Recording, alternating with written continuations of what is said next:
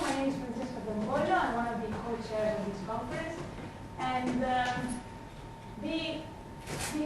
very big thing that I feel that I want to say is that I'm so happy because this is a very international conference. We should have people in this room and then arriving later, hopefully, from 21 different countries. So, for example, there's some of you from London. That's not from London. Raise your hands. Living in London? Just you, okay? What about UK but not London? A couple, okay? So you could maybe take the train or maybe a flight to come here, okay? Let's go a little bit further. Let's go down to the rest of Europe. There's people from the Netherlands. Yes, hello. And from Belgium, probably. Yes. And then there should be Spain. Not here yet. Portugal. Hello. And Greece. That is one of the volunteers for sure. And then what about, well, Finland, Sweden. Yes, hello. Anybody else from Europe that I'm forgetting? Italy, okay. Hello. Sorry. I tend to forget. Denmark, hello, hi. There's few people from Denmark, isn't it? So then let's go a bit further. What about USA? I know we have a few people from USA. Hello, hello there. And from Brazil, we should have someone. Maybe not here yet. They will arrive. Good. Probably Canada, someone? Not here yet. And there should be someone from Iran, but they weren't able to meet here. There should be someone from Egypt, but they weren't able to come because of their flight cancelled. So let's go into the other side of the world. There should be a few people from Australia. Hello, nice to meet you. Thank you for coming. And then finally, from all the other way around the world, there should be someone from New Zealand. Hello, hello, goodbye. Goodbye. Welcome. Good. So you've got to apologise to the New Zealand people. So it's great for me. I'm so happy that this is really truthfully international, and it makes sense because food design. It feels to me that food design needed to meet in one room from all around the world, meet in one room and just discuss each other's work. So to all of you, really, there is just one thing that I want to say.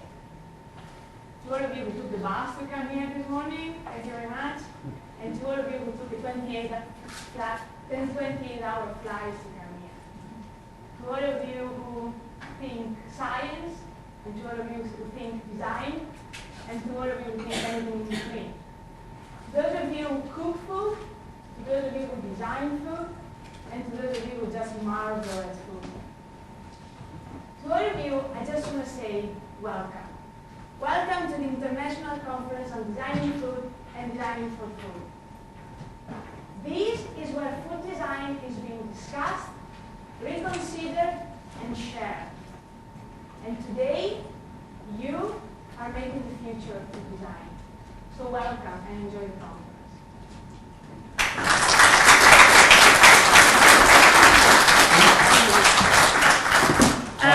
No, wait. Just wait. Yes. Wait. Just a couple of things that I wanted to say just briefly about the conference is that one very important thing is do not switch off your phone, but instead let's tweet about the conference all the time so all the people who weren't able to be here will be able to follow the conference anyway.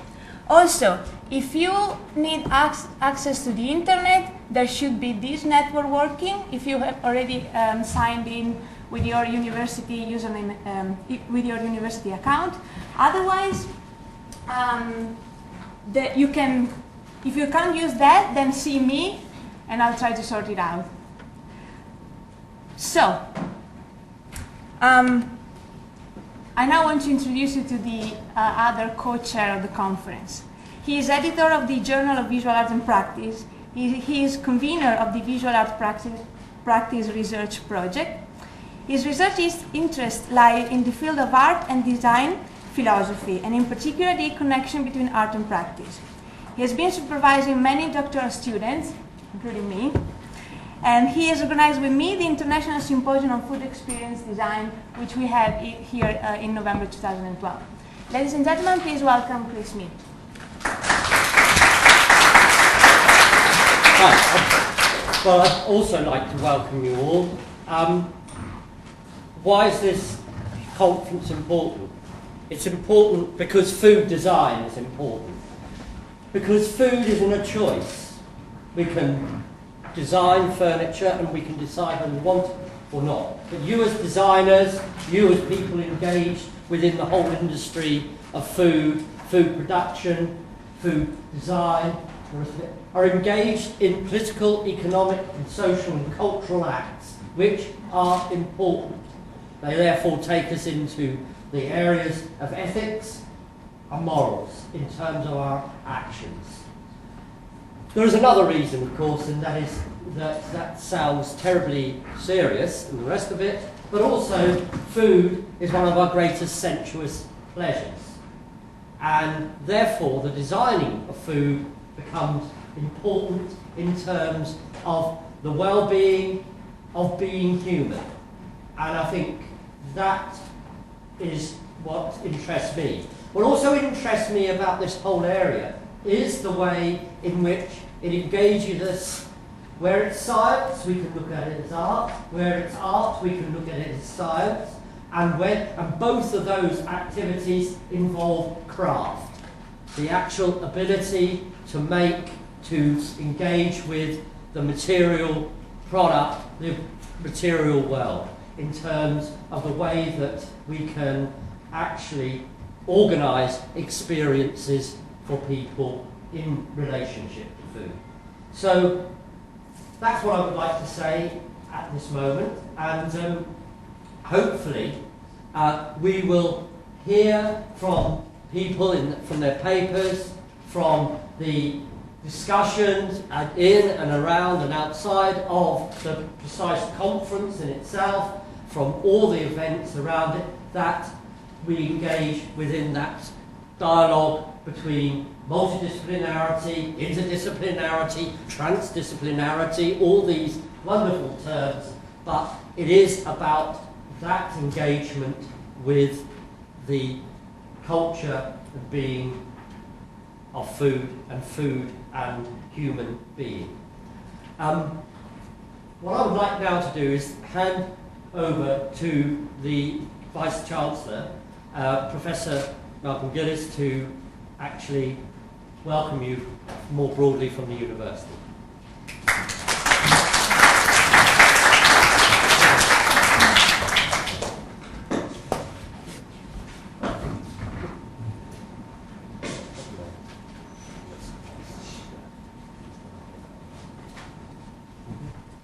I can't resist actually having a seat here. I normally don't have such an opportunity in front of you. My name is Malcolm Gillies. I'm the Vice-Chancellor and Chief Executive of London Metropolitan University. I wanted to welcome you here on behalf of the university. There was a wonderful symposium on food experience design held back in 2010, which I was invited to, tremendously impressed by, and I'm really pleased to see how this conference has developed. We want to congratulate Francesca very particularly for all the work she's been doing, as well as so many others in the university who've been involved. I want to tell you just a little bit about the university that you're sitting in, because we are about as central as you can get to being a university in London. Sitting in or around the square mile, that square mile which has had more to do with the successes and the havoc of the financial services industries than any other square mile in the world. It's also a square mile that's pretty important for culture and a whole lot of other disciplines and professions. We've been here since 1848 in one form or another, providing education for the whole community. 1848, the Bishop of London decided it would be good to offer a series of courses to what were called working men. There must be another class of society that weren't working men, or perhaps they were even women. But he decided to offer these courses, and they cost a shilling. I'm sorry the prices have gone up a little bit since then, but we're very proud still to be servicing that whole community right in the heart of London. I also wanted to welcome you to London because London is just an incredibly diverse city. It's not just now at the time of the Olympics that you see that, but London is a city of a huge number of different ethnic groups, religious beliefs, cultural persuasions, and that's what makes it such an exciting place. I want to recommend two things you might do that hopefully won't drag you away from the conference. As I came out of Aldgate Station this morning, I looked at a wonderful rack, and it had this brochure said, Guide to River Thames Boat Services. You don't want to get caught in the underground for a long afternoon. Think actually of going and having a wonderful cruise on the River Thames. Anywhere up to the embankment near Woolwich, anything down past another embankment right along to Putney. And you can really see London from the river, as beautiful as it's ever been. But the other brochure I saw there, which is one that summed up your conference, going around looking at all the different countries you've come from, is this wonderful collection of poems. It's called World Poems on the Underground. It's there just in case you get caught for a little longer than intended. I wanted to read you one of them because I thought you might connect with this. Poems from all different parts of the world. Here's one by Fleur Adcock, a New Zealand poet. It says something about London. Immigrant. November 63. 8 months in London. I pause on the low bridge to watch the caravans. They float swan-like, arching their white necks over only slightly ruffled bundles of wings, burying awkward beaks in the late water. I clench cold fists in my marksman's jacket and secretly test my accent once again. St James's Park, St James's Park, St James's Park. It's a wonderful little summary.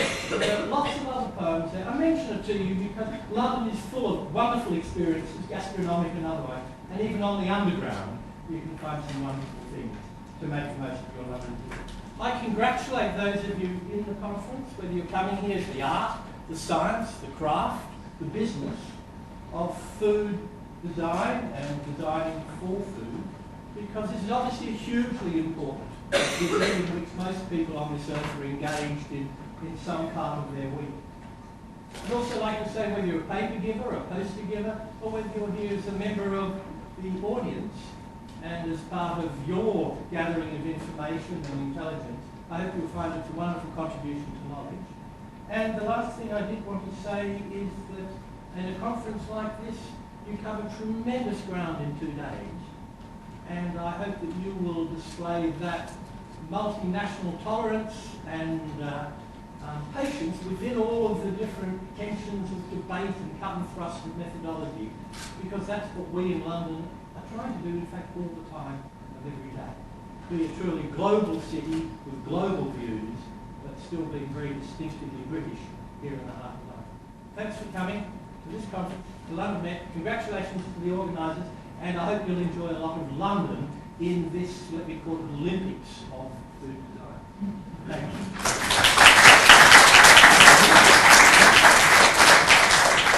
Okay, finally, I'd like to introduce Charlotte Gauls, who's the head of the School of Design in the now, to be shortly, the Sir John Cass School of Art, Architecture and Design. Just to... Hello, welcome. I promise I am the last introductory welcome, I think, before you move on to your keynote speakers. So I won't hold you for long. I think a lot of what I wanted to say has been said by our previous speakers. This is a truly exciting moment, I think, where, again, we bring together what is a new discipline in the heritage of the theoretical debate about design and about the connections across disciplines. I wanted to say that this event brings together some of the fantastic ambitions and philosophies for the CAS, which is the Faculty of Art, Architecture and Design. And I'm just putting up so that you know, within 5 minutes walk from here, there is as well our design summer shows that are on, and I really recommend any downtime you take that you walk to see those shows. The key philosophies for the School of Design is about the transdisciplinary debate between design and the associated areas. And one of the things that I think is key in this disciplinary debate is about creative fusion, fission, and friction. So I'm sure that today, tomorrow, those difference of opinions and those similar ambitions will be focused together towards one key goal, which I think will be really important for me to be sitting and hearing as we go through. The reason that we are here is because of the tour de force, or sometimes called the tornado, Francesca. And I'm sure there'll be plenty of points when we will congratulate her, but please can I ask you to thank her for bringing us here today.